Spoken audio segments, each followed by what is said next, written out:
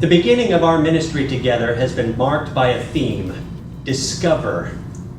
Now, the current wave of COVID-19 cases in our community actually gives us a chance to highlight how this discovery is valuable to us. We know that this pandemic has been trying, tragic, and frustrating.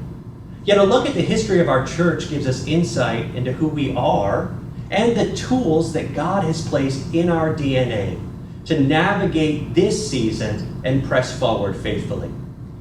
You may know that our church was founded 180 years ago this year in 1841, and our church website offers a brief word of history. This is what it says: our church has survived the war between states and 2 world wars.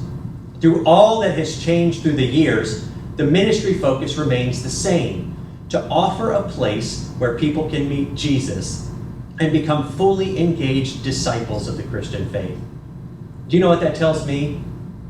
We know how to navigate trying circumstances. We've done it for 180 years. It's in our DNA. In fact, throughout the past year and a half, God has proven to our church that we continue our heritage of resilient and faithful leadership in our community. We've been an example of maintaining fellowship while taking necessary precautions to mitigate the spread of the virus. As COVID cases continue to increase in our community, our church's core leadership team, which is an established team of elected lay leaders, along with our excellent church staff, are guiding us to do all that we can to be together safely. We have enjoyed being together again, and we want to invite you to help our church ensure that we can stay together as much as possible. So, we're drawing on our DNA and lessons we've learned in recent months, and we want to invite you to help our church be together safely. So today, I want to remind you of some of the precautions we're taking as a church, as well as share our plans for next steps in the event that they're needed. We'll remind you first that we're strongly encouraging masks and face coverings at church gatherings. I'll be wearing my mask whenever we're gathered. So will our church staff, as well as our ushers and others. We will have masks available to you throughout our church facility when we gather. Next, please monitor your health. If you are sick or experiencing symptoms or have recently been exposed, please stay at home and enjoy our worship, which streams live at 10:30 a.m. It's there just for you. Also, if you have been exposed or are sick, we do encourage you to contact your healthcare provider. Please also remember ways that you can ensure your health and safety as well as that of others. Be mindful of physical distance, wash your hands, use hand sanitizer throughout the day, avoid shaking hands, respect the needs of others, and avoid excess exposure. We encourage you to talk with your healthcare provider about taking a COVID vaccine. Our church is planning to host mobile vaccine units for those in our church and community that would like to be vaccinated. We'll share more details about that soon. Now, we are postponing the start of our Wednesday night supper gatherings until a later date.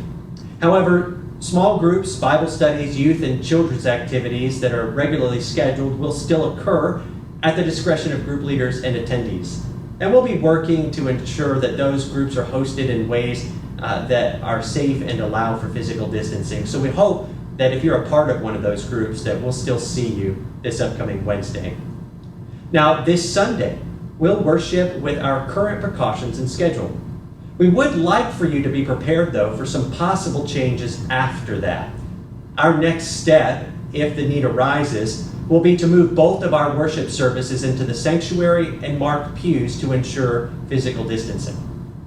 Now, I know that discussing precautions is frustrating. It's frustrating for me, and I'm sure frustrating for you, especially after we've had a season of relaxed restrictions. Yet because we want to be together, we want to do what we can to ensure that we can stay together and do our part to protect one another. Our church staff and our core leadership team are meeting weekly to monitor things.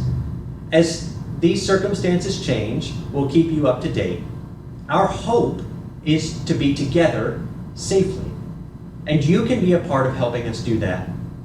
Personal responsibility and awareness are gifts to us in this situation if we exercise them well.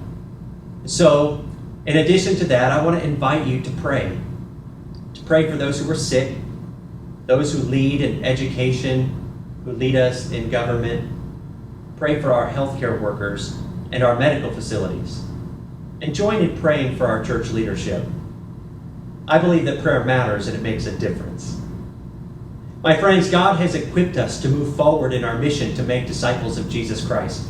And with every step we take, we carry with us the confidence of our faith, the lessons that we have learned, and our trust in one another.